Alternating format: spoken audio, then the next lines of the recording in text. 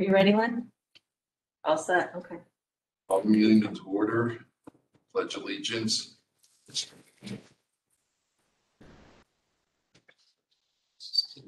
allegiance to the States of America, to the republic which stands one nation, under God, indivisible, with liberty and justice for all. Roll call. Mr. Woodmore. Here. Mr. Sander. Here. Mr. Grady. Here. Mr. Holmes. Here. Mr. Lemaglio. Here. Mr. Paradis. Here. Four. Okay, we have the town attorney here, so we'll let him go first. And then we'll do what we have to do. Good evening. Good evening.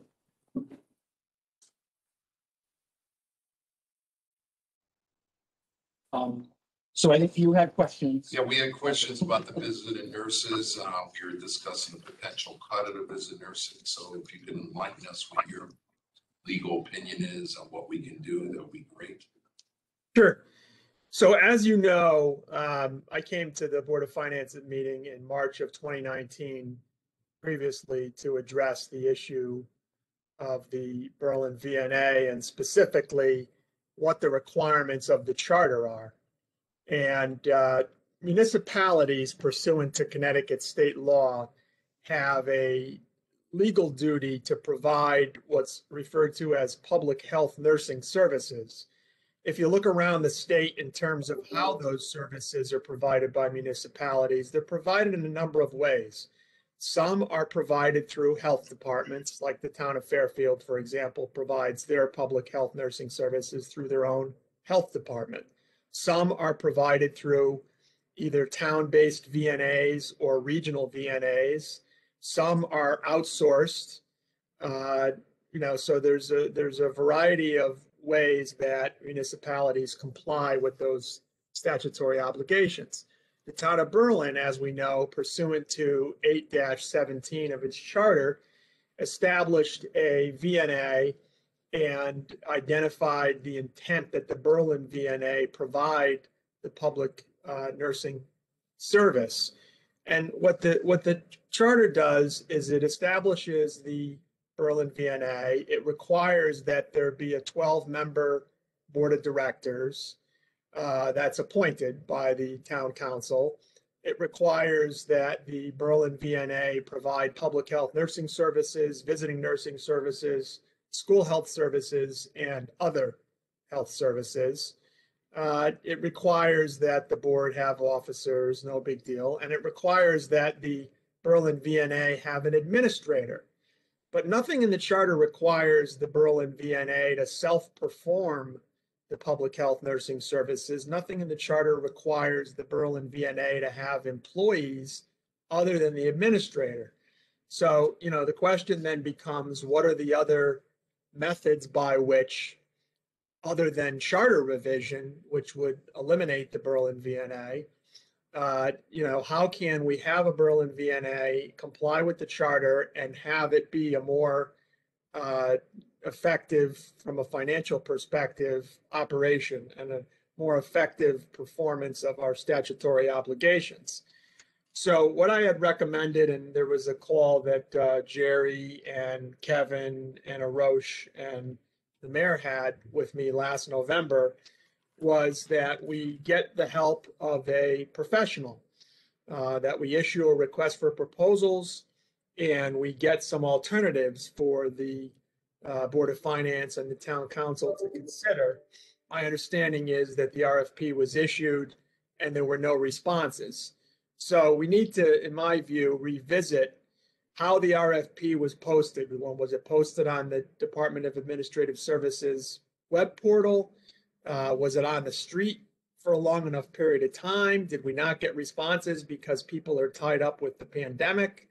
Are there specific organizations or individuals that we should directly solicit proposals from?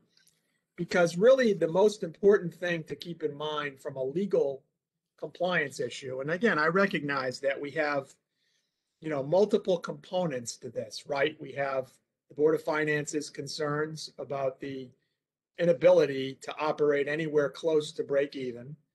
We have the operational issues, and then we have the legal issues.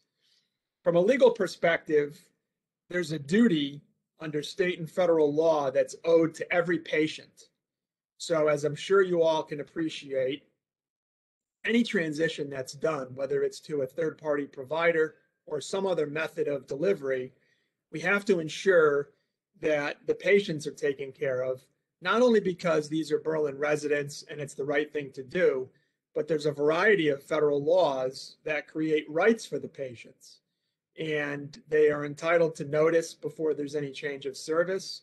There's common law causes of action for patient abandonment.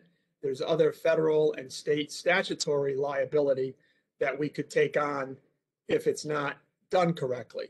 So, there's a patient bill of rights. There has to be an orderly transition to a new provider. We have to notify the Department of Public Health. There's federal requirements as well. So again, I still think that the best approach would be to have some type of evaluation, some type of feasibility study that's performed by an industry expert who understands the Connecticut marketplace. Because if we go about this and try to do it on our own, even if we're perfect in executing the transition so that all of the patient rights are not adversely affected, we still, from a financial perspective, could fail. Because unless we have an arrangement, either with a third party or some type of reorganization of the Berlin VNA, that we have some reason to believe is going to be successful, all we're really doing is speculating. I'm certainly not an expert in providing public health nursing services. I look at the charter, I look at the statutes, I look at the regulations, I look at federal law, and I see that this is a potential minefield for us. And so my interest is trying to help guide you to achieve your goal in a way that doesn't expose the town to liability, and certainly doesn't expose any of our residents to any gap in care. Do you have any questions? Jerry, can you state your name? Because I was told that people don't know who you're talking about. Hi, Terry Paradis. I'm hearing feedback here. I'm just wondering, in terms of a phase out of operations for something like the VNA, couldn't something be started in terms of a phase out by not accepting new patients and thereby just letting the census work its way down to nothing? Oh, you're on mute. Can't hear you. I'm sorry. The issue is that there's a legal duty to provide the public health nursing services. So somebody needs to provide them. If it's not through the Department of Health, and it's not through our own Berlin VNA, and it's not through a third-party provider, then there's going to be a gap in service. There's going to be an inability to provide public health nursing services to residents in the town. So but if there were a plan to phase out, which included not taking in new patients and in turn referring those patients to a third party, would that meet legal requirements? Well, again, we have, as long as there's a provider, whether the Berlin VNA contracts with a third-party provider and only has an administrator, because right now we've got the charter. So unless the charter is revised, we need to have a Berlin VNA, there needs to be an administrator, and there needs to be a board. It doesn't say anything in the charter about there being other employees or self-performing the services. But if the Berlin VNA were to contract with a third party and transition those patients to that third party, yes, that's an option.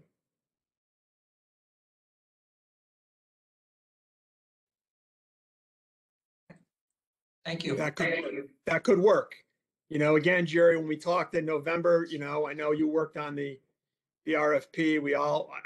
I still think just because it didn't work, I don't think that makes it an inferior option or a bad idea. I just think we need to look at why it didn't work and maybe find out why we didn't get any responses. And I'm happy to help do that offline if you'd like.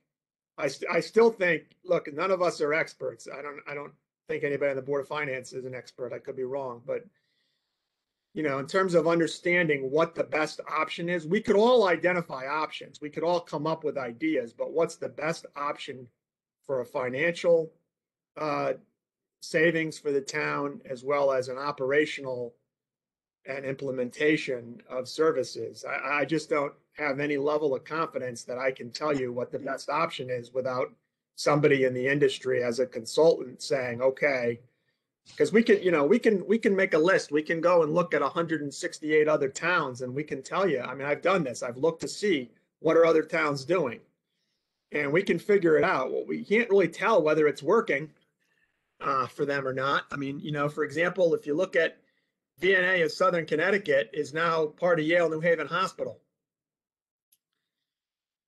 So, whether that model is working for those communities that were served by VNA of Southern Connecticut, I don't know, but there's a variety of models that are out there, and it's obviously because everybody recognizes they have this legal duty to provide this service, but they have different ideas and different visions of how to best deliver the service.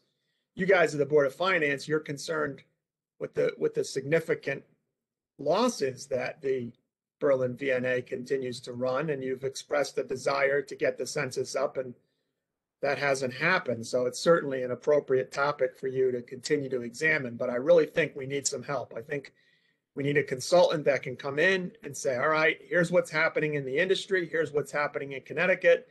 Here's 2 or 3 options. Here are the costs and benefits of each option. Here's what I recommend. Here's what a transition plan would look like. Here's what a schedule would look like. We're going to notify the patients. We're going to give them X number of days notice. We're going to notify the regulators. We're going to make sure that this gets done in a way that's protective of the town's financial interests, protects the town from liability, and protects the interests of the patients, and is a seamless transition and a win-win for everybody. That's all of our mutual goals. Yeah, I don't disagree with what you're saying. That, I think part of the issue comes down to the fact that we've been talking about this for 3 years and no actions were taken. The problem has been put out there. The VNA has tried to make some changes. They really haven't been very successful.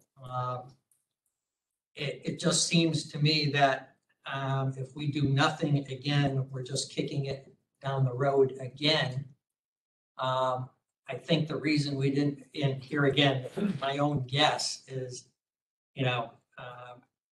that RFP was very, it was for someone to really come in and dig into this thing. And I just don't think there's, an interest for the amount of money that we were willing to pay for the study to get someone to come in and do it.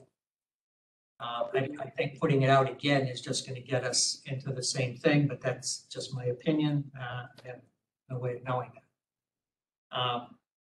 I think the whole thing here comes down to the fact that we looked at it, it's a service that can be provided by others. It probably, I'm not taking away from the level or the quality of the service that people get from the VNA in Berlin. I've always heard nothing but good things about the quality of service. The question comes down as to why is it a town service when there are other options available, and available much more economically than what we're doing here. So that's really what it's coming down to. Yeah, I came on board in June of 16 after the charter revision was already in place. So I don't know whether there was any discussion 5 years ago before the charter was revised. I don't know what the numbers look like, but I assume that they weren't in the black 5 years ago, and then suddenly they wake up a few years later and they're 800,000 in the red. So I don't know whether there was a discussion. You guys weren't around either. So I don't know. I mean, the reason why they haven't been close to the black. Yeah, the reason why it's being provided the way it is because, the charter is the organic law of the town, and that's what the charter provides. That doesn't mean that it can't be changed, but it also doesn't mean that it has to be provided the way that it's being provided. It just means that we have to work within the parameters of the charter, which require there to be a Berlin VNA with a board and an administrator. And the rest of it from an operational and compliance perspective has to be done in a manner that doesn't adversely impact patient care. Can I ask you a question in terms of the governance of it? The town council, can the town council just say this is what we want done, or is there a role for the VNA board in there? Well, the VNA board was granted through the charter the I'll say jurisdiction. If you look at the language of 8-17(3), it talks about the Berlin VNA being responsible for providing public health nursing services, visiting nurse services, school health services, and other health services which do not conflict with the duties of Director of Health in the town of Berlin, in compliance with Connecticut general statutes, regulations of Department of Health Services, and United States law. So, it doesn't say that, the Berlin VNA board has exclusive jurisdiction, but it doesn't mention the council or any other board being involved in any of the performance of the duties of the Berlin VNA. So it's a little vague to answer your question, Jerry. Sam Lamaglio here. I was on charter revision. To be honest with you, we were not aware of any losses. There was never a discussion throughout the process. We had the town manager in, and we had the BNA come in too for a discussion, because we did have somebody on sitting as charter revision that heard that there was a problem with BNA. We did change the wording, but it was in section 5, which failed. So that's why we didn't want to change the whole BNA for political reasons. We didn't think the charter would pass because BNA was popular. But at the time, we were not aware of the loss, because if we were, probably would have changed it. And quite honestly, the board itself, the nursing board, never thought, they were never aware of a loss until 2 years ago. They always thought BNA made money, believe it or not. Let me ask you a question. Candy, if we can't get a company to come in, some outside company to come in and help us to figure this out, could the director wind it down? Because she's got the expertise to do that. Can the nursing director do that? And then yes, she can do that, right? She has the expertise and she knows the laws and she knows everything, right? So if the council, yeah, I mean, the board of the VNA in conjunction with the administrator could certainly reorganize the that's right.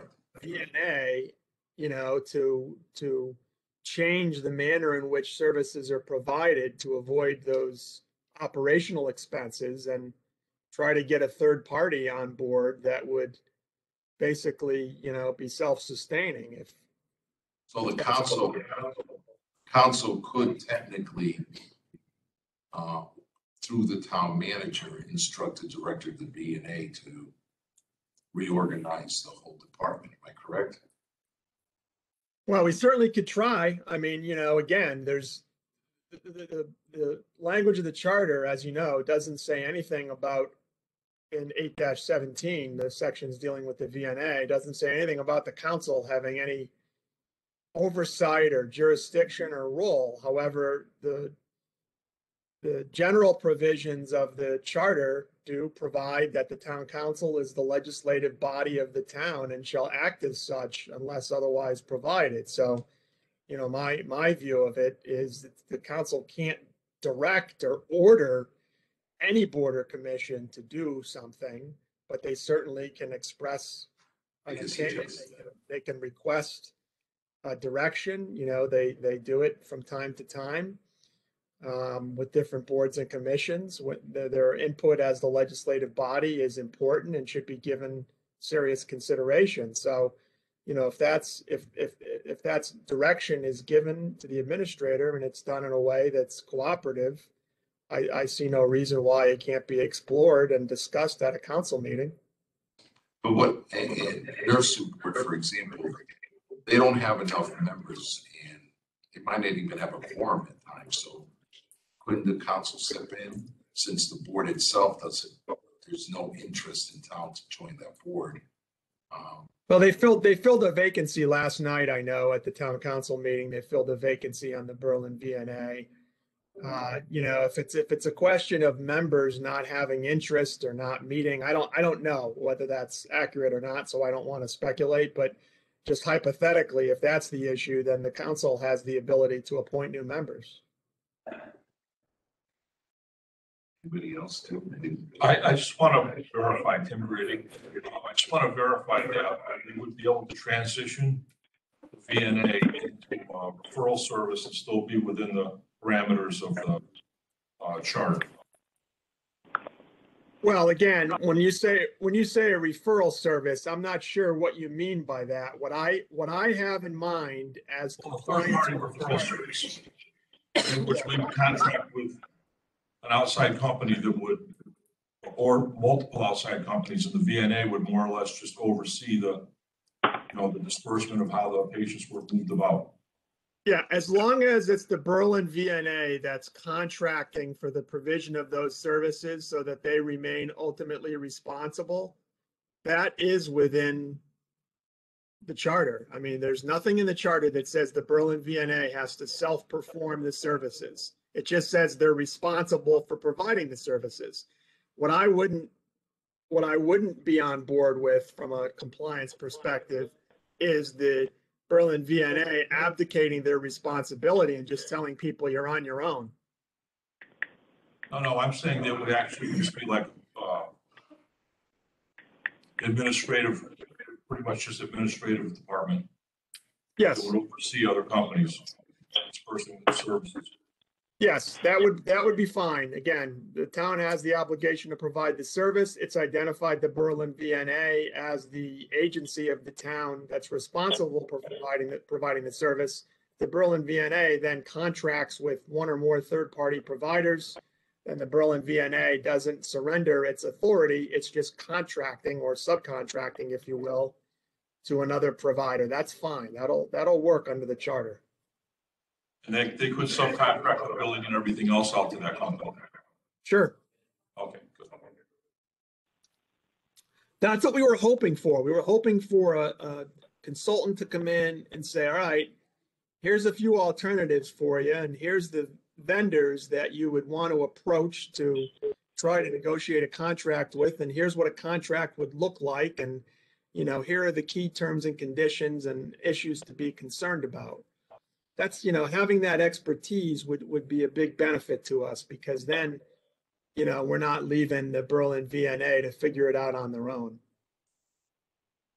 Well, I agree. Perhaps we can work on that. If you have any ideas, Counselor, or any suggestions out there from companies that are out there, maybe we can lay it to the town manager. Yeah, I'll talk to the town manager about it, because I think, I talked about putting it on the DAS portal to give it statewide circulation and awareness, putting it out on the street the right time of year for the right period of time, and also contacting some of the, healthcare organizations to try to get a handle on, who the potential consultants might be.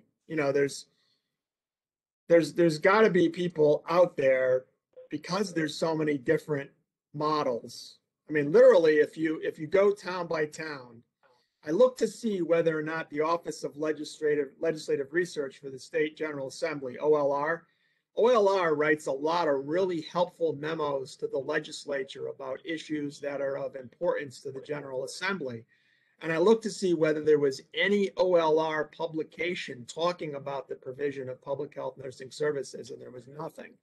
So I started to look just in spare time to see what other towns around the state are doing. And really, from town to town, it varies. And, there's a reason for that. I think part of it is demographics, part of it is the size of the population. Part of it is availability of other providers in that geographic location.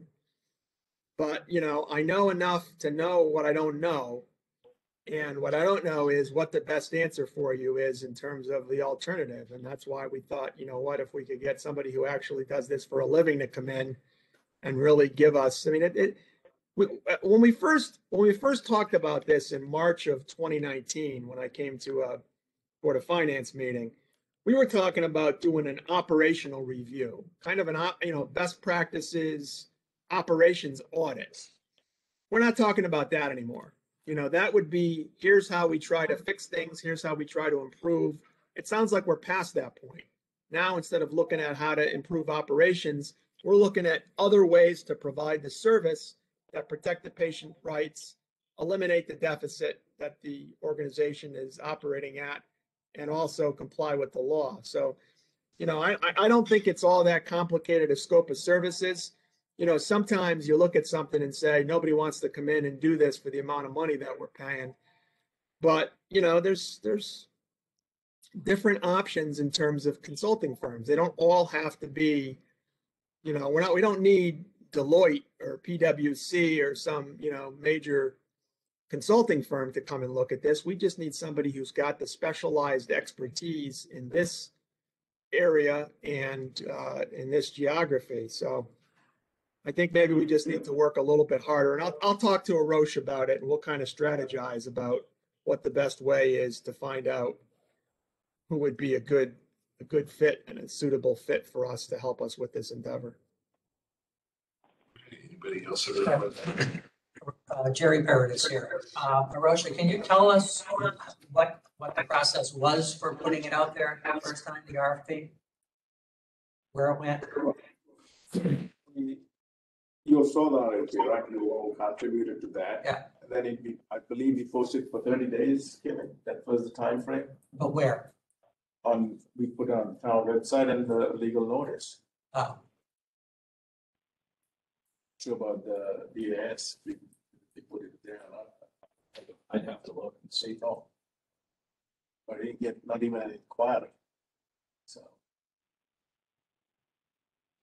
It did not even get a hit on the website, not even an accidental hit.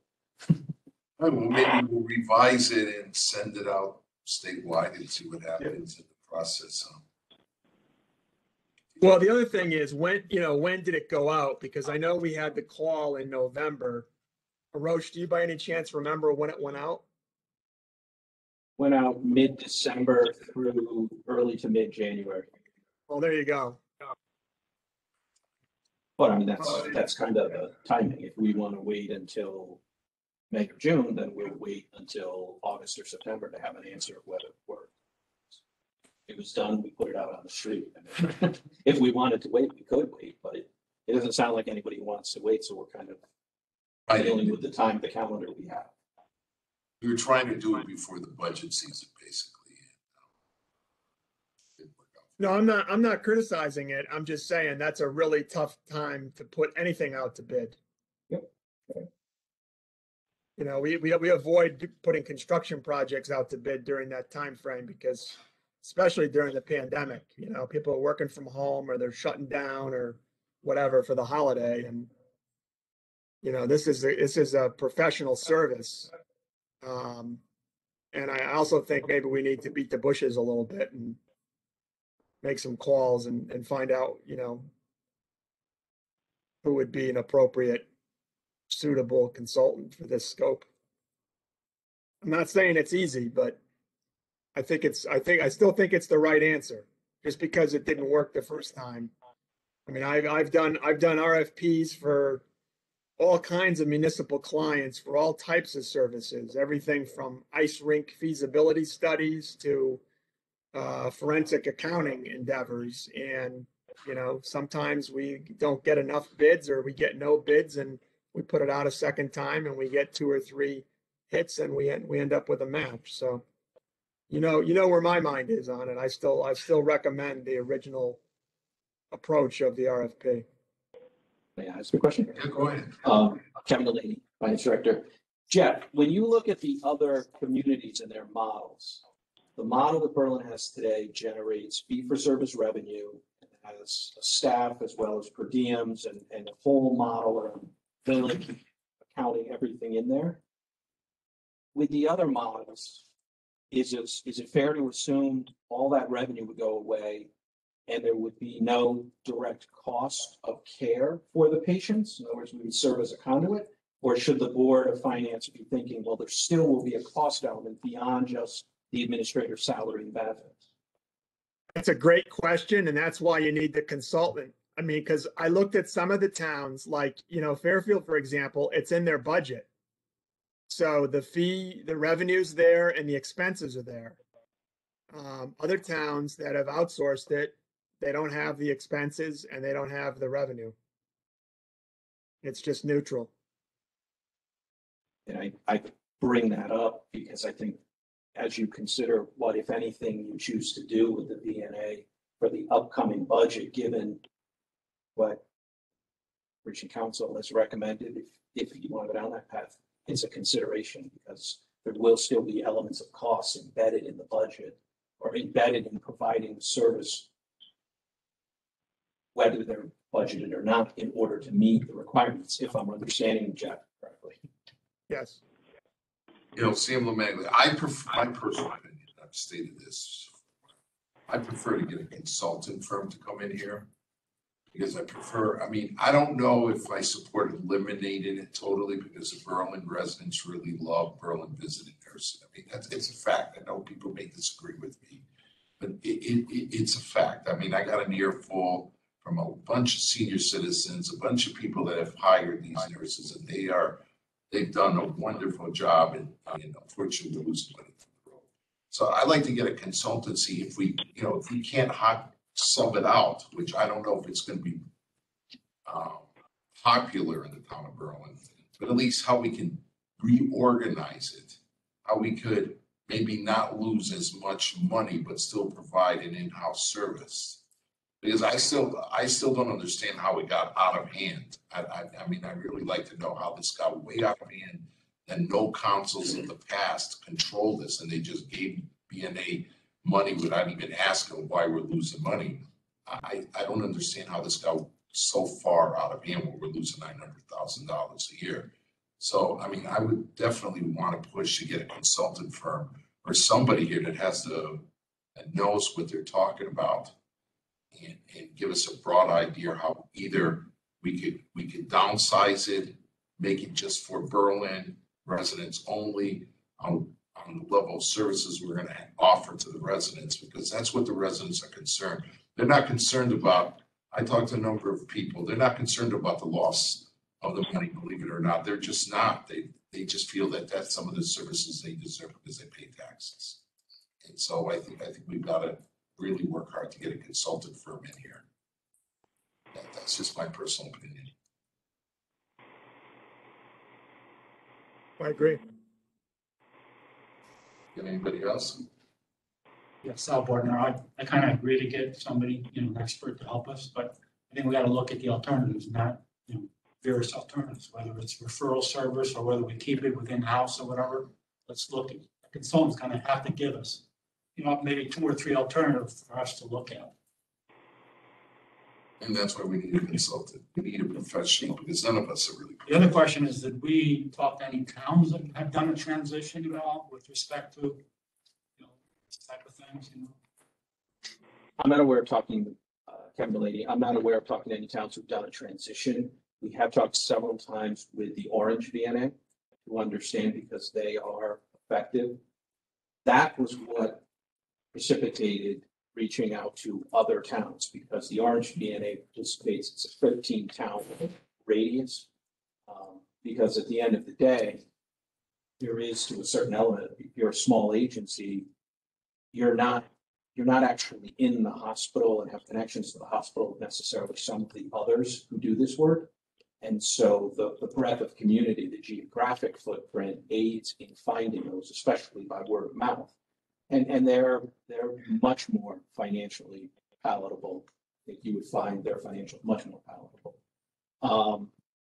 They do one thing that we do recognize is they do utilize per diems.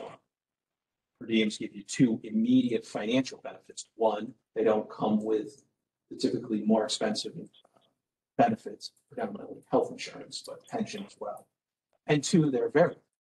And they're, by their nature, if your census goes down, you don't utilize the per diems. The Berlin VNA utilizes per diems for a number of important services: physical therapy, occupational therapy, social work. Those vary from case to case. It's possible in a particular case, a person might not need a social worker. Therefore, it's the person's not engaged. But the Berlin VNA also utilizes full-time nurses and health aides who have salary benefits and the like. And that becomes a particular challenge. I'm not aware of any that have migrated recently, but that was where we focused most of the time. Is how is the Orange VNA making it work? And the Berlin VNA is not. When we benchmarked it, was the two big things were geographic footprint was broader, and two was more per diems and more ability to adjust your cost base as your census adjusts. Even the nurses were per diem? Not all of them, but they had a couple permanent full-time and then the rest are per diem. Now that obviously represents a bigger challenge from an administration standpoint. Right. Just like any skilled environment, it could be an accounting firm, law firm, whatever it is. If you go on a per diem, you're going to have more churn than if you're hiring somebody and providing them benefits. So you deal with a little bit more churn, and you may not always get what you're seeking every time you hire someone. That's just the nature of hiring a lot of people. Jerry, you must have that. You went through busy seasons, and sometimes you would say, miss the mark on that. And that's just going to happen if you're hiring people. Do you recall the volume? I want to say roughly their revenue is about 1.4, 1.5 million. So it was sort of a balance of more community. So the revenue wasn't dramatically higher, but $400,000 is $400,000. And then if your cost structure is a little bit more variable, you split that difference. Instead of having 1.7 of a cost structure and 800,000 of revenue, if you're up more like 1.2 down to 1.2, you get much closer to balance. Well, you just gave us the argument to get a professional in here to. And again, that's a financial viewpoint. I looked at the financials. I talked to the financial director. I talked to a couple of the people. What that doesn't incorporate are all of the legal regulatory aspects that go into it. And I think that was Jeff's point of getting somebody who we can do a financial analysis. I think we could probably speak here in 20 minutes, pretty much analyze where are the problems. We've already talked about it. It's doing that surrounding the legal and regulatory matters because this is a highly regulated industry. Am I speaking incorrectly, Jeff? No, not at all. If you keep us in the loop, Jerry, keep Jerry's passionate since he started this with you guys. So I think Jerry can just spearhead this. That'd be great, Jerry. Can you? And you did have one additional question that I don't know if you want Jeff to answer or if you're good what with is it. Is a target charter revision permitted? Jeff, I don't know if you can. No, I think you give us the answer. It's not permitted. Any questions on that answer? Yeah, that's been a topic in Connecticut ever since the charter revision statute was created. Unfortunately, once the charter revision committee, well, I shouldn't say unfortunately, that reflects my inherent bias, but once the charter revision commission is appointed, they can present anything and everything that they would like to see revised in the charter. We can't limit their charge to one specific item. It's terrible. That's what it is. Okay, we got anybody else to ask her? Well, thank you. Thank you for coming in. Anytime. If you could work with them to try to get this consultant in, that'd be fantastic. I look forward to it. Thanks, folks. Have a good meeting. Thank you. Thanks, Jeff.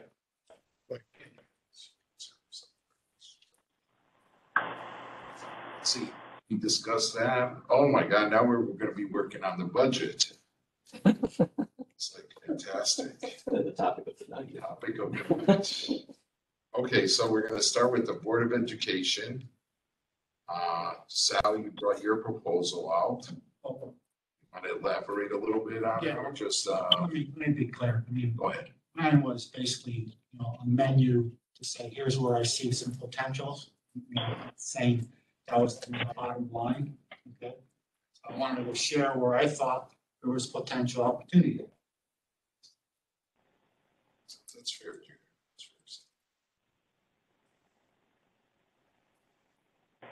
That's fair. Mr. Holmes, anything to say about the position, no, nothing?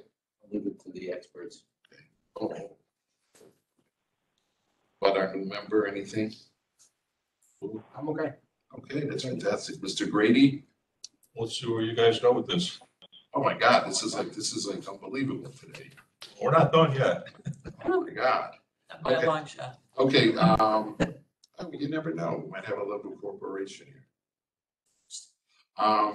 Okay, so why don't we put a motion on the Whoa, table? whoa. Jerry. I don't get it. I figured Jerry, I completely forgot. I apologize. Oh my God, I get you fired as being a chairman. Jerry, you got to everybody but you. I can't believe I forgot Jerry. I completely forgot Jerry. I'm sorry, Jerry. Was too on a hurry. Everybody's cooperating. I know it's hard to talk about the Board of Ed without talking about the whole picture. And I have a couple minutes just to lay out Jerry, an entire you plan to come to a no mill increase. have the floor. And then we can talk about pieces of it or however we want to attack it. But I think to take the Board of Ed and deal with it separately without knowing where the rest of the pieces are, You were right. So what I'm going to throw out here, and I'm only going to talk in round numbers because obviously the numbers can get whittled down as we make motions a little bit, but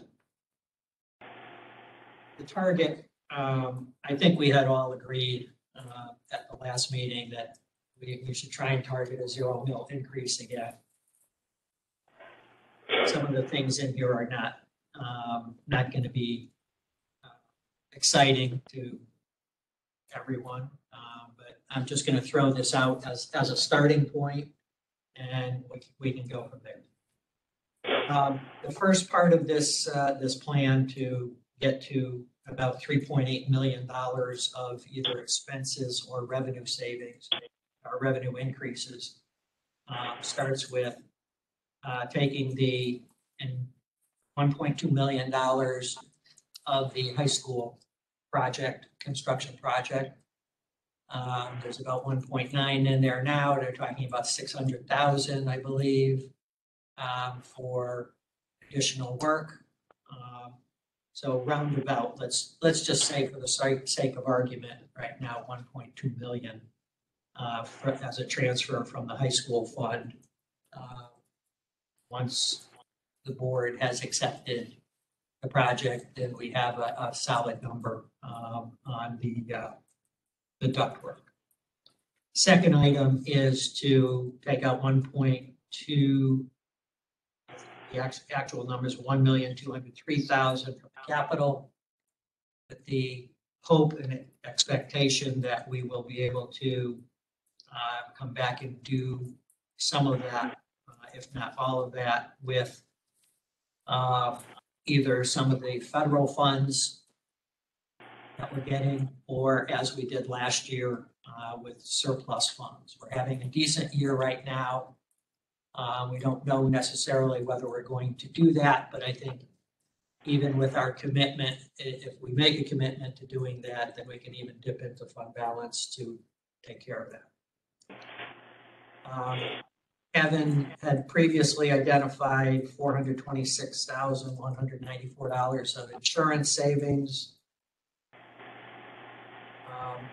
This plan also has an additional cut of $304,000 for the Board of Ed budget, which brings their total cut to $648,000. It brings them right in the same range. I don't have the number very specifically, but it's very close. And I would suggest that we sort of hook it to the 3.2% increase that we've given them the last 2 years. I think this is within a couple $1,000 of that. That Board of Ed level is a little bit over what they were looking for in terms of contractual increases. I think that was 1.2 million and change. So there is a little bit more than just the contractual increases in that number. The last two pieces, one of them is the new federal grants that we're getting. It would take $500,000 of a grant that's coming in the next fiscal year, not the one coming this year. And the last piece of this puzzle would be a $200,000 cut to V&A. In taking into consideration the discussion with the town attorney, I think we probably should be making sure that somewhere in the budget and possibly within that consulting budget in townwide, where we have consulting fees already identified, that we could take money from there to hire this consultant. You know, what the $200,000 does is shave off something. I think the whole thing here is that we're looking towards getting a change in focus for that department, and looking at it from today's perspective, there's still 15 months till the end of the next fiscal year. And I think by cutting $200,000 out of the V&A budget, it still gives them plenty of money to operate through most of next year. And if in fact a consultant comes in and comes up with a phase-out plan, that phase-out plan probably will be cutting more than that as that year unfolds. So I'm looking at it thinking that the 200,000 would not be a catastrophic cut. So those all roundabout come to 3.8 million. Eric, Yes. are you talking about eliminating $200,000 of expenses for me? Overall, it may either be, because as we cut expenses, we have to understand that revenues are going to go down. If we don't cut revenues, then we are anticipating that we're not going to hit our revenue budget, and that's going to come out of our fund balance. So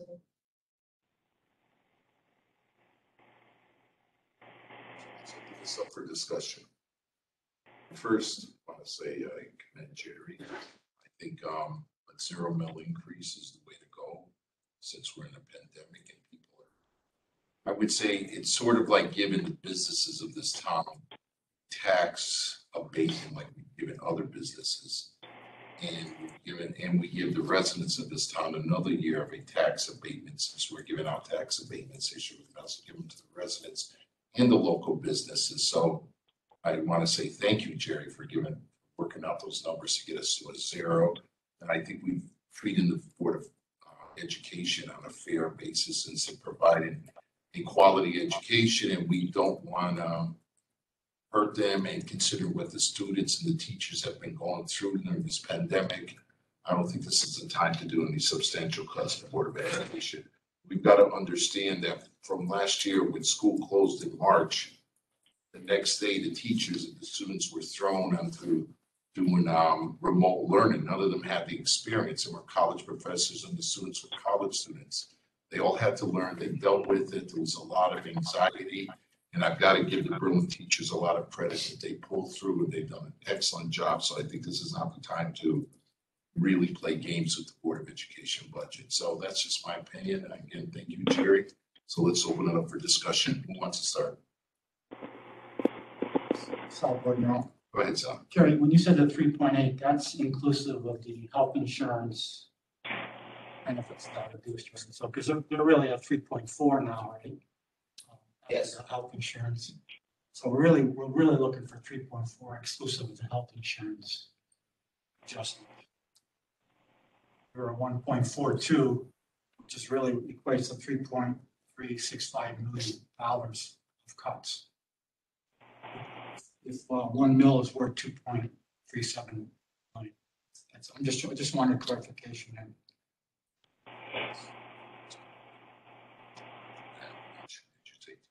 No, Yes, the 3.8 is inclusive Yeah, of right. the 400. Right. Anybody else? Good. Tim, you good? there's other areas. Okay. sorry. Oh, I'm sorry, Sam. I thought you were done. I'm sorry.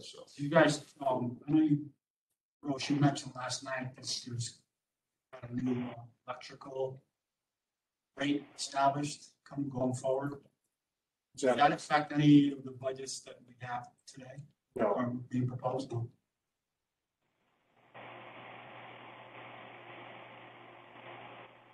I guess the only thing that I would say is, from the Board of Education, I do understand the difficulty that they've had. But on the other side, I did my own assessment, based on, I believe that there's enough flexibility in their general fund and grant monies that could accommodate all the requirements and not give the level that is being recommended now. The other part of it is that, let's not forget that they're projecting 4.6% student decrease next year. That's 124 students. Last two years before that was another about 4%. So that's 224 student enrollment drop.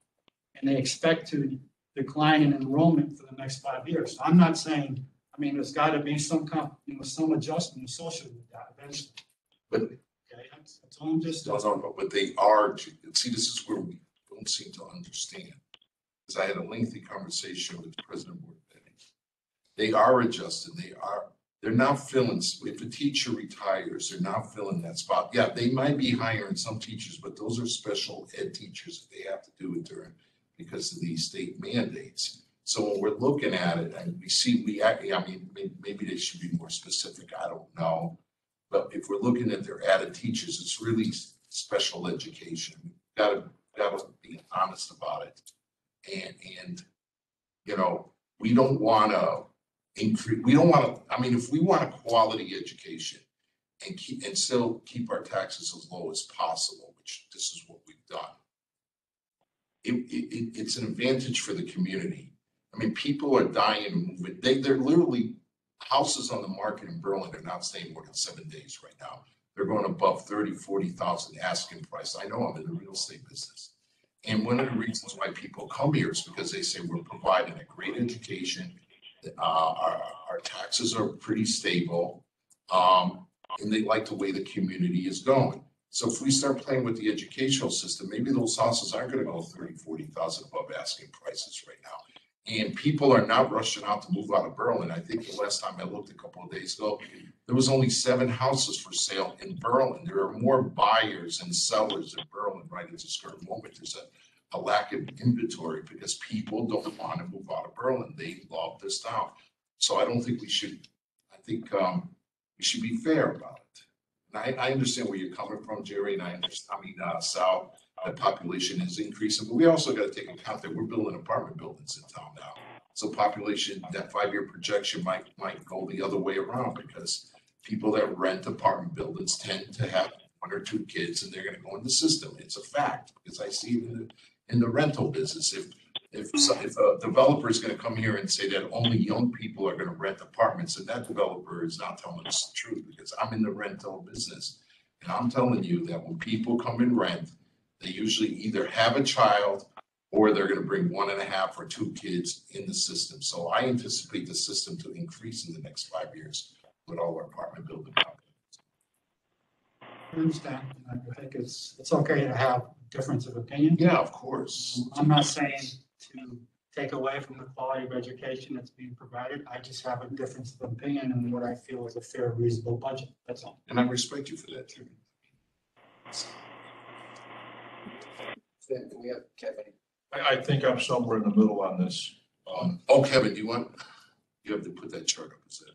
Just so we know where we're at. Oh, okay. Sorry, I'm Tim, I didn't mean to. Tim, I'm sorry. No, I just that's wanted fine. to See where we're at. Where are we? Do you want me to do that? Yeah. Okay. Go ahead. Well, I just put in, we need some detail on exactly what goes in, what's left of the 1,513 that's cut, but I just threw minus 1,203 that you had for capital, 200,000 reduction to VNA, 304,000 to Board of Ed, and then increased revenue. I bumped state and federal grants, which is the account that it would go into, 500,000, and then 1.2 million, it would go into the account transfer from other funds as it would come in from a capital project fund. I think that's everything you put on there. And then the health insurance was already on from what I had sent you guys before, split between town and Board of Ed. That's just the actual buildup. That would leave you with a mill rate of 33.9 or a 0.03 mill reduction. After that one, you good? We'll give him a little minute. Overall, what you would be looking at is 3.2% increase, 1,469,000, as Jerry pointed out for the Board of Ed, would be 6.5% increase, 2,941,000 for the town. Of course, assuming at this point where you're going to go with it, but then the pension, the actual determined contribution of the pension is all in there, which is in excess of $2 million. So that 2.9. Well, because it's. It's understood. No, I understand. Oh, it doesn't matter. Oh, it does. More than us. And I just say that the 2.9 increase didn't would come down to mention- well below 1. In the charter. I didn't mention the $2,001 from the charter. We're gonna take it's tradition.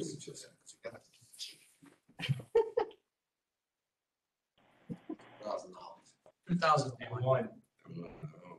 It's okay, Mr. Grady. It's all yours. I'm sorry, I won't have my train of thought back for this month. Yes.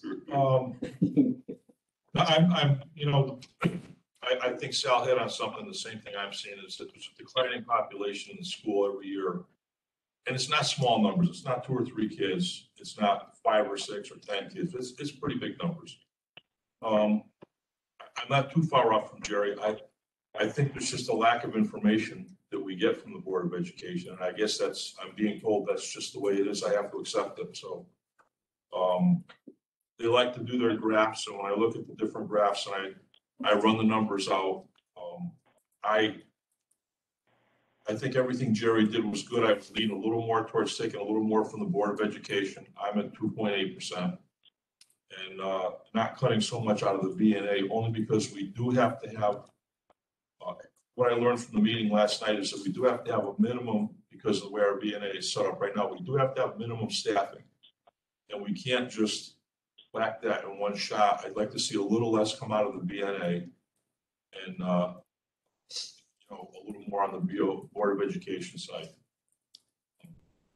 We can reach a happy medium somewhere in there, but I think 3.2 is a little high again this year. It seems like every year we go, it goes through this and then there's a surplus and scratching our heads again, why is there a surplus? They always have the option, if they do have a problem, to come back and say, hey, we have a problem. And we can work with it from there. But I mean, right now, I think we have to trim as best we can. And I think 2.8 is a reasonable number for the Board of Ed. It's not killing them. It's not a huge cut.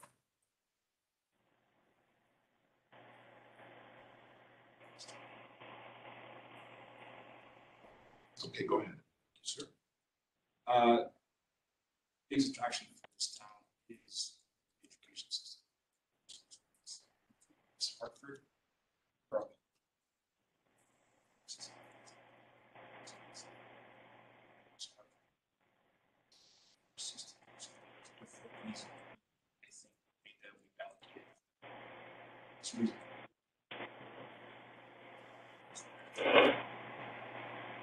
Personally, I think I would like to see more money.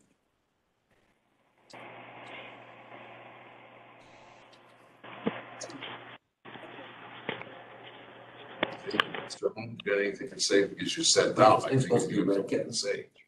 Right? Yeah. Mark Holmes. Comments as follows. I 100% agree with the money from the high school. As I said at the last meeting, the taxpayers have already, that's already in their mill rate, that should be given back to them. Capital's a tough one for me. This is not a way to run an airline. Keep doing this every year. Mr. Delaney has luckily bailed us out. At some point, as a town, we're going to have to start funding capital. I agree. The VNA, I'm going to abstain from conversation, not because I have a conflict of interest. It's more of a personal conflict. I could argue we should take the entire Fed grant. In fact, I think we should. Again, based on we've asked for 4 years now or 3 years, the council to give us guidance. The mayor's guidance directly was take the $1 million and put it to the mill rate. So I could argue for that. My Board of Ed comments are a little different. Right now, you have a town desperate to get all their kids back in school full time.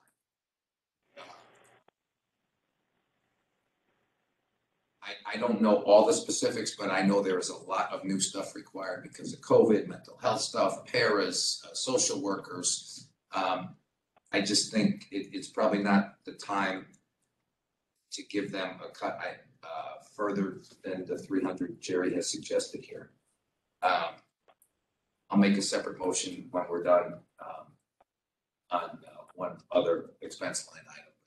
I don't want to muddy the waters for the rest of this. Thank you, Mr. Holmes. I've got to, I've got to agree. I got to agree with Mr. Holmes on the capital. The capital has been bothering me also, but this is the only way we can get to zero. Negative I think we'll turn it out.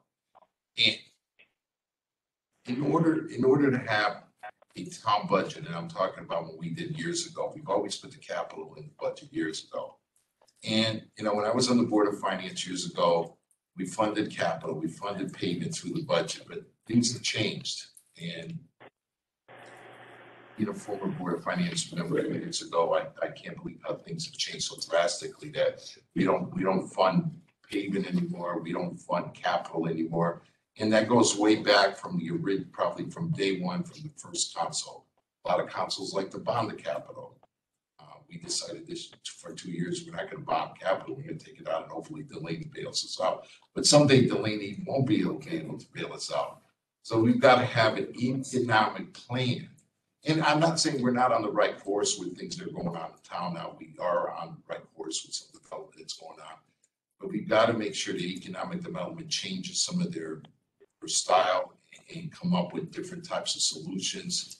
I've said it for years. With this pandemic, we couldn't go to these business conventions, but once things open up, we should be able to send our director to a couple business conventions, get some startup companies. We've got the Golden Triangle. I know we've got problems with putting these families together from selling it, but perhaps we could sit down with them and try to negotiate, maybe have a partnership with the town with some of these startups. And that's how we're going to keep the mill rate low. That's how we're going to fund paving. That's how we're going to keep the capital in if we can increase our grant list. And that's the important part about how we get things back on track. Because if we keep on waiting for Mr. Delaney to bail us out, someday we won't be able to buy. And we don't have enough fund balance. And people, the council sometimes seems to understand. They look at the big number of fund balance. They see 17 million. But it's really not 17 million. You're going to take 10 million out of fund balance for our unfunded pension liability that from day one, the council from day one, I'm talking about years ago, 20 years ago, I'm not talking about this council, 20 years ago, whatever it was, they decided that they were going to fund the pensions. And when we had a mayor form of government with the Board of Finance, we always funded the pensions. And all of a sudden we had a council come in and every new council decided, oh, well, that time just passed the buck and that time wasn't going to come and we're going to address it. And now all of a sudden now this current council and us are addressing the sins of the past. And so we take $10 million out of that. Then we've got some money floating around from some projects. The real number, Mr. Delaney, let me know if I'm right, is around $4 million we have in fund balance that we'd actually play with. And then if we wipe out that $4 million and our bonded interest rates are going to go up, there's a lot of things that people don't understand that's going to hurt us as a town. What's the best thing that happens to us right now is that we're managing our finances properly. We're having favorable bonded rates. if we need to bond something in an emergency or something. So we're on a good course. Just a matter if we can just keep it together and manage our money right. So that's my opinion. Jerry? Jerry Paradis. Yeah, I just wanted to go back after everybody talked. I personally am not happy with everything in those cuts. You know, the capital especially, as has been mentioned, we have been fortunate enough to have surpluses that we can go back on. And I'm hoping that if we don't have one of those, we can tap into the federal grants. But I think, as I sort of thought before I started, and I sort of alluded to, this probably is a good plan because everybody doesn't like something. Now, if everybody liked everything, well, that would be like a miracle. Not likely to happen. So, I don't know, you know. Maybe you should go to Congress. We put the pieces together and, you know, hopefully. Okay, well, why don't we take some motions? Let's do a roll call vote so we can have roll call vote instead of a hand vote on each motion, so everybody's on record and some people won't say something like that. So let's do a roll call vote. You Jerry? don't need line item numbers. Can I just ask, can I go on with a question? If we, worst case scenario with the capital, if we had to bond it to 1.2 million, we'd be able to do that later in the year. The one point, you're talking about the cut, so. Yeah, the bond, all the cut items? For the capital, if we ultimately decided to go with all the capital, 1.2 million that Jerry was talking about cutting, if we had a bond that, we'd be able to do that later in the year. You would. The first thing would be to go through the bond ordinance, which is kind of a Yeah. 4-step process. So you couldn't just flip the switch and do it, but yeah. No, I understand what I'm saying. You can start the process. Oh, absolutely. And the town has, you looked in the comprehensive annual financial report, the town has significant capacity relative to statutory limitations. So yes, absolutely. So that's a worst case scenario. We have that option. And where would that leave us with bonding? I mean, I'm not sure what we still would be in pretty good shape. If worst case scenario, we had a bond of $1.2 million, we'd be in better shape than we've been in years. in terms of bond level. Yes. Oh, absolutely. I mean, if you don't do any bonding, which is what I'd recommend, you would see the debt level come down about $8 million. Yeah. So. So we would only have, if we had a bond at 1.2 million, we'd only be dropping the debt level a little. So it's not the end of the world. No, it's not. It's Okay. So depending on just one thing I will say with that, fire truck. depending on the timing, you would have to borrow, you would either have to appropriate some fund balance or borrow more than the 1.2 million, because if you did it as a general obligation bond, you're looking at intervals, 6 months for interest payments. So we have no interest. So before I could go work with, before we could actually close on the bond, we'd have to have an appropriation to pay for it, which would either mean going into bond more to cover the debt cost. Yes. We'd have to have some appropriation there to cover the interest cost and everything. Otherwise, we can't go out to bond. I will tell you, the last time we went out, we intended to do that, and the bond premium was so significant. What we did is, after the bids came in, we resized. You recall, we were going to go out for 5 million. We ultimately went out for 4.2.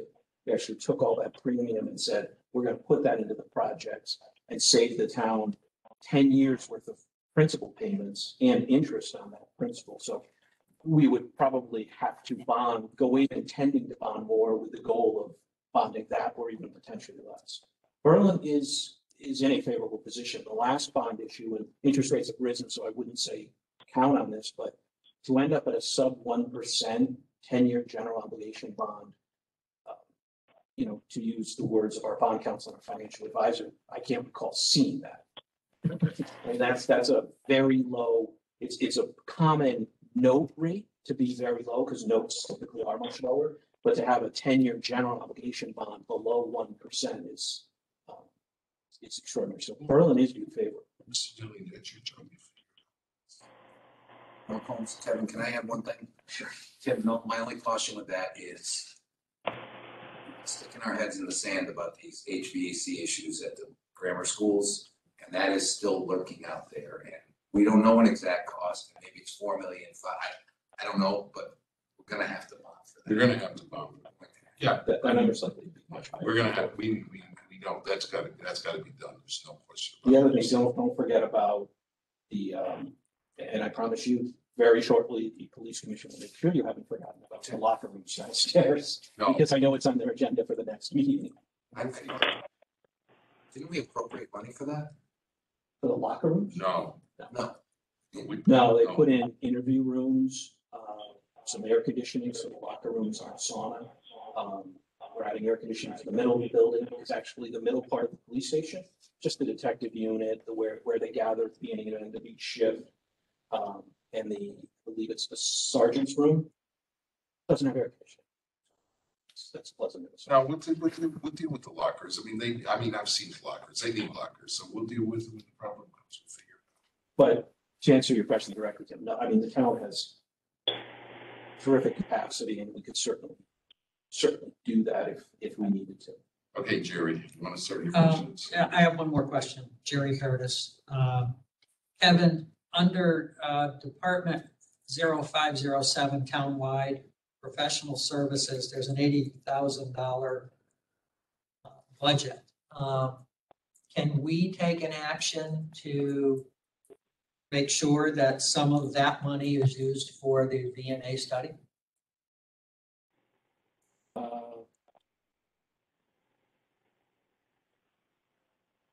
By creating another line saying professional services VNA study? I mean, I guess. So that's what it's used for. I just want to make Could sure decide to that it's there. appropriate it, or, We can do that. I mean, in the past, what we've done in the past is you ask the town manager to ensure that money is dedicated to that. But we control this is our budget. We can Oh, do that. yeah, I mean, you could do that We if can you do that. want. If you want to create a line, Jerry, and take out $1, but you could do that. Well, do you think there's a need to do that? Or, I mean, do you think the council will be on board to? Are you? I'm pretty sure they'll be on this. Okay, so we'll leave it up to them as to how much of that they would. We're all reasonable people, we all want to solve. They want to Okay. fix this VNA thing pretty bad. Yeah. Okay. I got it. I just want to make sure there's money somewhere and, I mean, this is not targeted for anything specific, but if you thought we needed to, then we would do it. Okay, Okay, Jerry. I think Garosh says, I would, Oh. because it's really ultimately going to be his It's this. call. okay. So you want some specific motions? Yeah, Jerry, you got the. Do you want to start with the easy one first? And do the health insurance? Well, Give it to. okay, you want to do that one first? Make a motion to remove $344,498 from the Board of Ed budget for, need to identify it, and $81,696 from the town side budget for health insurance reductions from the first rate. Okay, could I have a second? Second. Salvo. Okay, and can we have the roll call vote?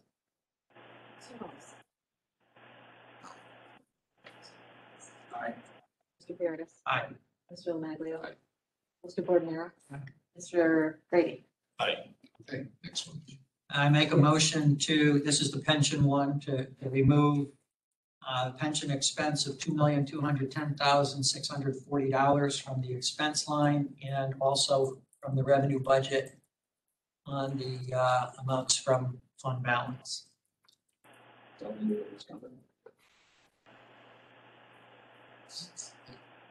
Second.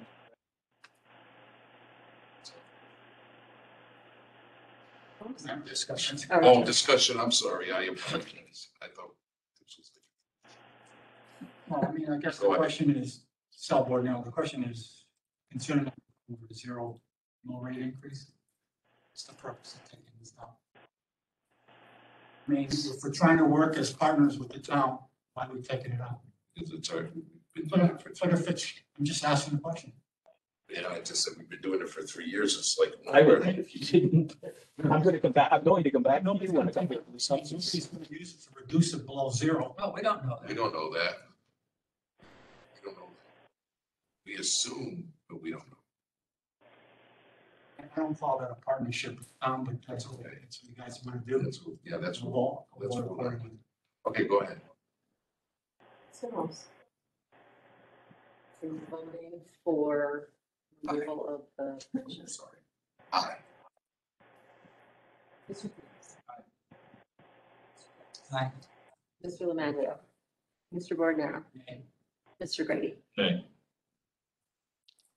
I'll make a motion to remove $2,001 from the Charter Revision Commission budget, since there is no Charter Revision Commission that has been called.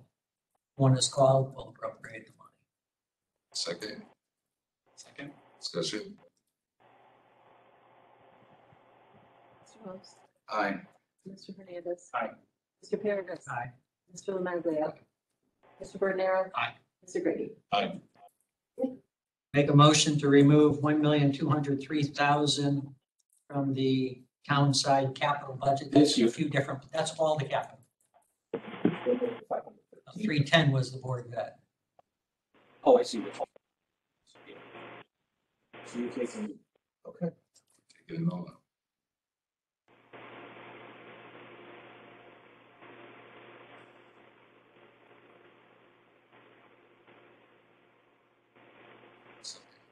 second, Discussion, Aye. Mr. Hernandez? Aye. Mr. Paradis? Aye. Mr. Lomaglia? aye, Mr. Bordenaro? Aye. Mr. Grady? aye, Make a motion to increase the revenues transfer from the high school construction project. $1,200,000. second, Second. discussion. Aye, Mr. Hernandez? Aye. Mr. Paradis? Aye. Mr. Lomaglia? aye, Mr. Bordenaro? Aye. Mr. Grady? aye,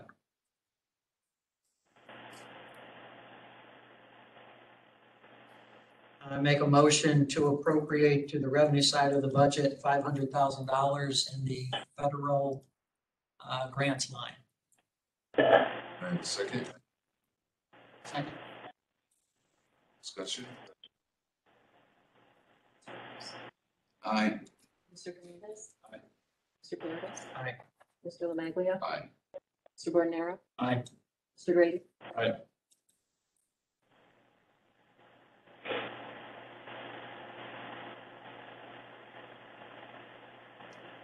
Make a motion to reduce the VNA budget by $200,000. can I have a second? Second. Discussion, Mr. Holmes? Abstain. Can I just put, I'm not, that one, I think we have to have some detail, like I don't, we can't, Well, that's. Because I'm not sure how we would implement that, because we have to be able to provide a detailed budget to the annual budget hearing. So there, I think we have to, like, every one of these, there's a line to take out in the budget. This one, you're just saying, take 200,000 out of a department. I think we need some. yeah, I know what you're saying. And at the last meeting, we had talked and mentioned to Rosha about looking into if we did a reduction in their budget. Have you got any insight on that? Inside, you'll reduce the revenues too. Excuse me? Reduce the revenue as well, so that's what's gonna happen. Well, I understand that, but that's not what the question I'm asking. If we were going to reduce their expenditures by 200,000, what would we be doing? Plus, expenses. Okay. And if we dropped one more nurse, You end the model, Kevin.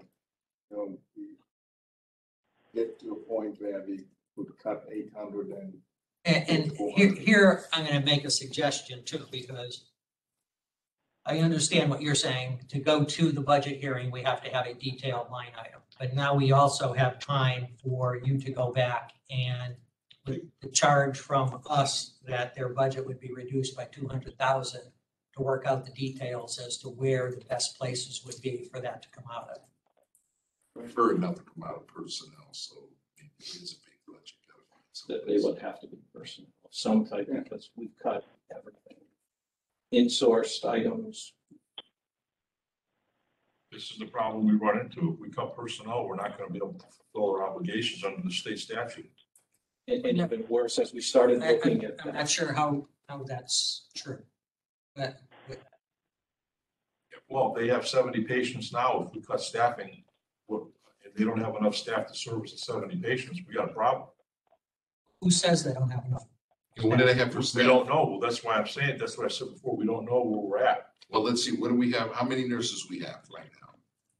I have no idea. No, I'm asking Mr. There's DeLeese. 4 nurses and 4 health aides. Come July 1st, based on this budget, there'll be 3 nurse positions and 3 health aides. That's correct. 3 nurses. So this budget How already many, assumes okay, let me ask, We're cutting more than that. hold on, let me ask you a question. How many patients does a nurse see a day? We know that. How many patients does a nurse can see a day? It varies until 6 to 8, depending on what type of services are required. We can't get into details like that. No, we should. I want to know. I know what you're saying. I'm not arguing with you, but I just out of curiosity, because I remember sitting at one of the town council meetings I went to, and Cagliari, who works for the Hartford Healthcare, stated, and I don't remember the exact number, but she said a visiting nurse should be able to see an X number of patients a day. So I don't know what the number is, so that's why maybe we should figure it out. Well, see, the other thing, I think you have to look at that this whole thing about cutting them by 200 is considering the fact that they're going to do some kind of a phase down by a time a year from now, right? So it may not fit their census today, but if everyone's serious about this and that they are given a charge to start phasing out with new patients or not accepting new patients, get an agreement in place in order to have those services done by a third party, then by next year, a year from now, should be more than enough time in order to get some savings out of the phase down. That's the only way I'm looking at it. Yeah, it's a hopefully thing. Well, I mean, good grief, if they can't close it up in that amount of time. Why don't we vote on it, since we have a motion on the floor? The problem is you're voting. No, but Jerry's right. This is sent it into the town meeting. We have another vote that we're gonna take. But we have to provide a detailed budget to the town meeting. So, I mean, like for example, the town manager gave the detailed budget, and we have to be able to carry forward what are the details. So like the capital items, they come out, all of these different items, we can take by every motion you've made. And even the Board of Ed that you still have out there is ultimately a single line. That's all you're putting forward. But in this instance, there are numerous areas. That's why in the charter, it says the town manager has to provide you with a budget, a detailed budget. And then the board brings forward a detailed budget, and then ultimately the council. Just as the council wouldn't be able to come in and say, well, just take 200,000 out of X department. You can't either. So basically we cut their budget. We pulled out 1 nurse and 1 aide, and that cut their budget about 190,000. We cut out 1 nurse, 1 aide, and a part-time clerical. Part-time clerical, and that pulled 190,000 out of the budget. So we're gonna have to cut at least that much more to get another 200. Well, you're gonna have to cut more than, the problem is that you start running the numbers, you're chasing your tail because the revenue is coming down. Again, as I said before, we can take a look at that if we want to, but if we don't look at the revenue, we're assuming that the revenue is going to come in under, and that any shortfall in revenue, just like any other revenue category, would actually be an impact to our fund balance at the end of the year. Over budget your revenue. Just going to end up short at the end of the year. So are you proposing to increase that No. revenue to 100,000? No. No, and I, the other side of this is when you say cut a position, I'm not saying cut a position. What I'm saying is maybe you only need 3 nurses for 6 months. Okay? I mean, I'm not saying that you're gonna only have 2 positions. You're gonna have enough salaries here that if they don't go till the end of the year, I mean, if you wanted to have 6 nurses for half a year, you'd have enough. You're basically betting on them winding this thing down. Well, don't you 6 think months. that there should be some direction given to them that that's what they do? Well, I think it's gonna be the goal, but I don't know if they can do it within the next budget year Why not? cycle. I mean, It should. I haven't heard any detailing how to, with respect to this 200K. Well, the whole thing is to get the ball rolling. I understand that. We all want to get the ball rolling. Well, we haven't in 4 years. So the challenge with it is if a position is removed from the budget by charter, the town manager isn't permitted to backfill the position without approval of the council and board of finance. So if you explicitly take it out, which you have the authority to do, I'm not saying you don't. If there's a short in that, then certainly the board should come back and say, I need to fill that position, and the council and the board, you can do that and fund it. So there's nothing in that budget that you can cut 200,000 positions. Nothing. And then you only have $253,550 of non-personnel costs. You would basically be saying wipe out the billing system. You would be saying wipe out the non-wage physical therapists and occupational therapists. I mean, you would take that and basically take that entire section. So, we actually went through this. I went through it. I went through it with Wendy. Wendy went back through it, the director for the benefit.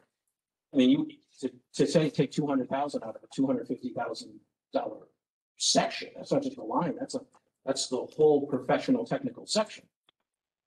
I mean, CNA or not, I mean, you'd basically be wiping out their ability to function. You could have people, but they wouldn't have medical supplies, which is a bit of a thing to hamstring a nurse. They wouldn't have a telemonitor lease, they wouldn't have records management, I'm not an expert on it, but I'm gonna say they're guaranteed to fail an audit if they don't have those things. Accomplish your objective by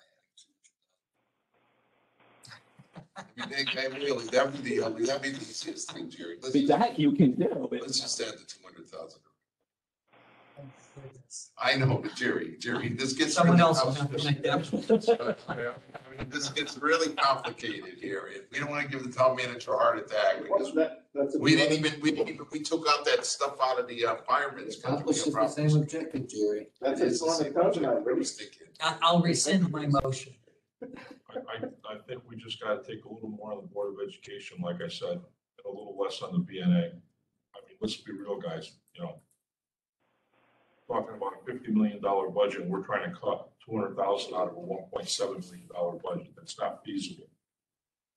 We're talking about taking another couple $100,000 out of the Board of Education budget that's $50 million. And you're wondering about trying to find money available. Where can you find extra money?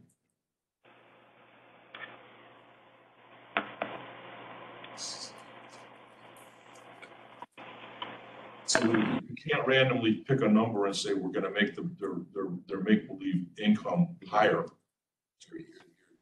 No, I didn't like that.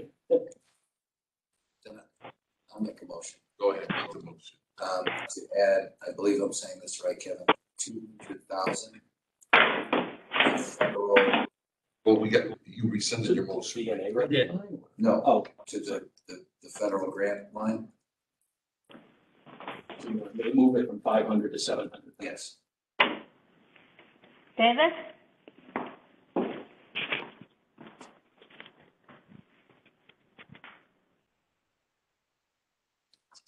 You're good. I mean, It's a sec. Oh, I was. What are we doing now? Okay, we're gonna bump Of up the the million, we're taking 500,000. 700 instead of. They're going to take 700 instead of 500. Yeah, that's what we're And gonna. again, I'm just gonna circle back to the direction we got from the Yeah. council, which was to take it all. Okay, well, that's what the mayor said, take it all, we'll take 700. I agree with you. Have a second? I say. Excellent. Discussion? You guys won't go for cutting down to 3% on the Board of Education. we can't keep, Oh, that's an investment. Can't keep cutting. Well, we're not cutting anything. It's a 3% increase. Okay. That's 3% a year. It's been over 3% over that a year. The past, this will be third year. That's a pretty substantial increase. You go from town to town, that's the best in the area. okay. Okay, Can you just keep. okay.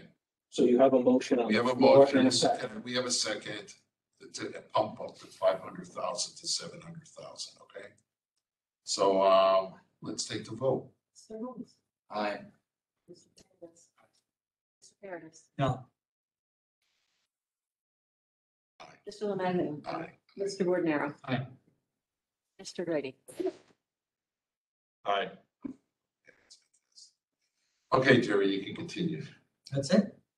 You didn't, You didn't, No, don't you have to do the, total. well, did you take a vote on the board? I don't. The Board of Ed we didn't do? You didn't have the board. Oh, okay. Make a motion to reduce the Board of Education budget by another 304,000. Can I have a second? Okay. Discussion? Does have anything to say? Let's take our vote. Mr. Holmes? aye. Mr. Fernandez? Aye. Mr. Paradis? Yes. Mr. Lemagna? Yes. Mr. Bordenaro? Aye. Mr. Grady? Aye. May I point two things? You're at minus 0.03 mils. I can ask you to reconsider two things. Oh, One is the mobile data terminals. These are, for simple sake, the computers that police officers have in their cruisers. These are 5 years old. They are set to be replaced. Our IT director is challenged to find some of the repair parts. I've never personally been a police officer. I'm fortunate enough, no, I've never been in a car front or back. But they use them every day, all day. It's a critical communication device. It's $60,000. The second one is, in the response I gave about the capital, one of the things that Mr. Simons, in conjunction with the fire chiefs, had put out there as a possible solution, these rescue tools are needed. He had proposed taking these out and adding an equipment line into the operating for $25,000, which would obviously be substantially less than the 115 here, would spread it out between 2 years, would actually spread it out further. But if we could keep that in their budget every year, they could begin a replacement cycle to have those items. If you were to add 25,000, so continue to remove those items as you did, but put 25,000 into an equipment line in the fire department budget. And then if you were to put the 60,000 back in, so essentially I'm just taking the 60 grand, you would be at zero. So you could still achieve your zero objective and you would make progress, not as quickly, but still progress in the fire department. And you would give the police sounds fair. what seems like a critical thing, which is So we're at two zero. license car. Can I ask you a question? And I'm not the capital guy anymore, but didn't we talk a few years ago about not putting this kind of stuff in capital and put it in the operating budget?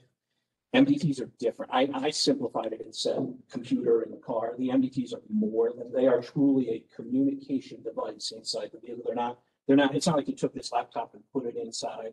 They're more than that, and they're replaced every 5 years. So we said 25,000 or more and 5-year useful life or longer. And so they're buying them together. I had this whole conversation with the IT director. So tell me what the difference between that and the tasers are. Because we put those in the operating budget 3 years ago. Because the tasers are on a $9,000 a year lease. So they're very small. This is a $60,000 every 5-year purchase. They're purchased en masse, and the advantage to that is regardless of what cruiser or I should say vehicle, but not cruisers, whatever vehicle a police officer gets into, they have the same item. So that would just be a consideration to say. Okay, can I have a motion for that so we get a discussion? You'd have to give us the numbers. You want to say numbers? Could you reverse the decision and put the mobile data terminals for $60,000 back in, reverse the cut. Okay, make a motion to add back the $60,000 of mobile radios, Mobile data terminals. mobile data terminals. We could have a second, I second. can I have a discussion? Favor, what would, you can say all in favor. Okay. Aye. Okay, And then the second one was if you could add in an equipment line to the fire department budget for $25,000. Okay, make a motion to add an equipment line in the fire department budget for $25,000. second. Discussion, that will keep us at 0, right? That puts you at 0. You're in the same spot, Len, 3393. We're in sync. All in favor? Aye. So now you have to take an actual vote on the dollar amounts. Tell us what the dollar amounts. Sure. So, Excuse me. Should I make my motion now before? Oh, sorry, yes. I'm sorry, I completely forgot. You have a motion to put on the table, I apologize for forgetting you. I'm gonna call this expense neutral. I make a motion to defund the Central Connecticut Health District for $133,000. Replace it with our own health director or whatever the appropriate title would be. You know what, I'm gonna second it because I'm on a discussion, so let me just bear with me. Let's have a discussion. Mr. Delaney, can you tell him why we can't do it why you can't? financially? Can you tell him Well, what as you say, technically, you could leave. It No, would be financially, advisable. right. It's about $124,000 for this. And he just came to Rocky Hill asking for 20,000 more, so it's, they'll be here asking for. Well, how much do we pay? I'm gonna do the discussion. But he's already now. given us Mr. for Chairman. next year. My whole point is, we just spent this last year of craziness, not under our own control. We're subject to the whims of a guy in Rocky Hill who's, by his own admission, basically hiding in his house until the virus magically goes away. He did not want to open summer camps. He did not want to open town pools. He wanted none of it open that summer. And I don't want to be under that kind of control. I'm done talking. In fairness, he's in an advisory role. He has no, correct me if I'm mistaken, he has no You authority. say that, except we followed. We followed, but that's We followed our decision. We to didn't have follow. in-person meetings. That's our fault. Charlie Brown said Yeah, we but- could. Okay, Yeah, but, but but again, that's not on. Mark, that is the council's fault. If the council had your opinion, they could have told Mr. Brown that we're not gonna follow your. Well, in fairness, I will make We can't one really point, blame because Mr. Brown, I mean, he is crazy. one important point, because you guys did spend a good amount of time in one board meeting on this. He recommended to all 4 of the communities under his guidance not to open swimming pools. And town of Berlin made the decision not to follow that guidance, at least completely. It left one With some place. help. Yeah. Again, you spent a good amount of time at this meeting, the council spent time, I'm not saying, but that was No, but they- one notable instance that gave people enjoyment of the pool. We don't have to follow what he does. And that's just one example. I mean, Roche has other, but that's one notable example where we did not follow his guidance. And I use we loosely. Again, I We would just prefer as a town to have those decisions under our own control, not somewhere else. That's all. So what would happen if someone that we same Council will make a decision. Which we pay him out of curiosity. What's our, I believe it was, 124,000. so if we were to hire somebody, 133. if we were to hire somebody, it would cost us more benefits. Am I correct, Mr.? Well, they do more than that. That's what I'm saying. There is a health inspector, people who organize clinics, about 6 staff in there that provide all these services to CDC and coordinate vaccines. And one person can't do all that. I mean, Jeff goes to all the restaurants and every place else. Food inspector. Sorry, can you just tell us what exactly? It's an organization. It's not him personally, it's you. Charlie Brown is head of the Central Connecticut Health District. Rather than having an individual health director for communities, Weathersfield, Rocky Hill, Berlin, Newington, yeah, that's right, correct, came together, said, essentially a shared service model, that they would better serve to have a centralized group do this, it would be more efficient. So we have the benefit of Charlie Brown, Mark referenced, who heads up the group, but we also have Jeff, who is dedicated to Berlin. In that respect, he does everything from inspecting everything from Timberland, the clubhouse, making sure that we're meeting health codes, working with us to identify if there's deficiencies, how we can go about rectifying those, bring them forward. They review everything from hair salons to restaurants. Yeah, I mean, there's standard things you think of the health code, and then there's others. And so we have the benefit of really the dedicated folks, as well as they're in contact with other people. So when we had Triple E, fall of 2019, I guess it was, mosquitoes coming out and things were being shut down, sports couldn't play at night and all of that. They're involved with that. They're involved in various regional diseases, all of those pieces. So they're not only just here and inspecting, but they're also remaining apprised of what's going on Okay, regionally, statewide, nationally. we have an understanding now. It's about 150,000. Good, we're good. Let's take the vote. 150. Let's take the vote. All in favor? A roll call. Let's take a roll call. That's right. Thank you, Jerry. Let's go on record here. Aye.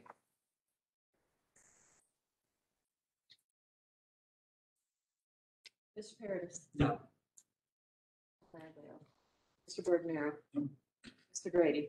No, Okay, I'm sorry. Is that the numbers up? You good with my numbers too, Len? I'm playing with split.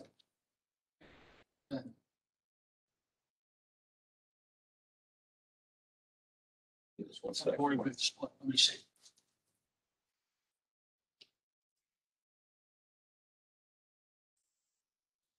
You see that? 47,885, 632. 47,885, 632. 47,885 or 835? 885, 630. I've got a $50,000 difference. Is that the vans? Well, there was no capital taken from the Board of Ed.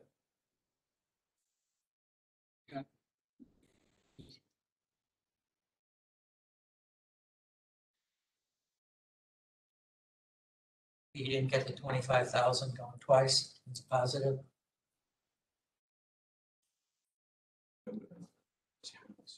Board had total reductions.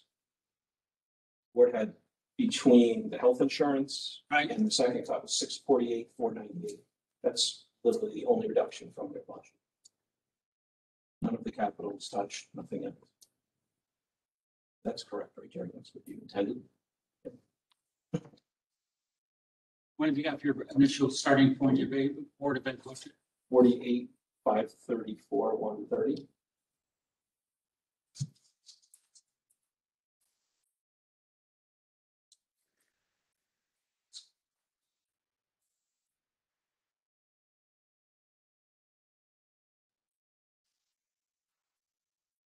$37,885.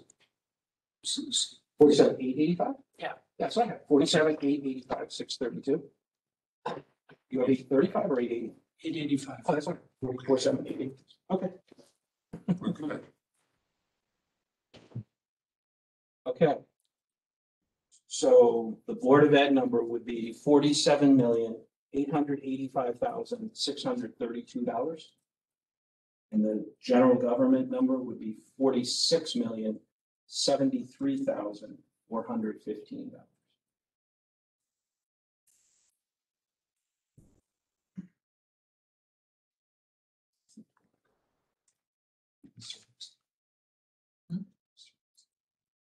Do you have a number for the Water Control Commission? Yes, Yeah. $5,872,518. 518. 518, 5,872,518. We're gonna put this online anyway. This will be up online at least by tomorrow. Just want to wait for it to mark. Yeah. I don't think he's leaving permanent. No, He was angry that Yeah. he protested. He's gonna you're be good with that protesting. thing? You're good with the numbers? Mr. Brown's I house. got a difference, I mean, difference could be that because of the treatment of the pension. I could take that out. Oh, you did different. You reduced it by Not crazy, Yeah, about like 640 replacement. So as long as I got the Board of Ed number right. He's right, and Mark. the other- Yeah, guys, are sure, what are you gonna do? I'd like to make a I motion. think a lot less attention is paid than used to. We need to vote to send the budgets to the annual budget hearing and move to send the Board of Education budget of $47,885,632 to the annual budget hearing. Have a second? We have Mr. Holmes? Aye. Mr. Fernandez? Aye. Mr. Curtis? Aye. Mr. Maglio? aye. Mr. Bordenero? Nay. Mr. Grady? Send the BOE budget, Yes. be a nay and then. I move to send the general government budget of $46,073,415 to the annual budget hearing. Have a second? Second? Discussion? Mr. Holmes? Aye. Mr. Fernandez? Aye. Mr. Curtis? Aye. Mr. Maglio? Aye. Mr. Bordenero? Aye. Mr. Grady? Aye. Move to send the Berlin water control budget of $5,872,518 to the annual budget hearing. Second? Discussion? Mr. Holmes? Aye. Mr. Fernandez? Aye. Mr. Curtis? Aye. Mr. Maglio? Aye. Mr. Bordenero? Aye. Mr. Grady? Aye. Make a motion to adjourn. There's one last administrative thing, just as a reminder, the annual budget hearing is March 30th, Tuesday night, 7 o'clock, Berlin High School. And then And I'd like to take a vote that night to send the budget to the council. budgets of the council So will be immediately following the town will be we need noticed. to just wrap it all in one. It's March 30th, Tuesday, March 30th. I want to thank the Board of Finance for the work we've done to get to a zero mill. Should be all happy and once again, we give it to town. Great. Jerry, can I have a motion to adjourn? Motion to adjourn. Have a second? Second? All in favor? Aye. Oh, thank God. Kevin, did you say that's 7 o'clock? 7 o'clock. Thursday. At the high school? Yes.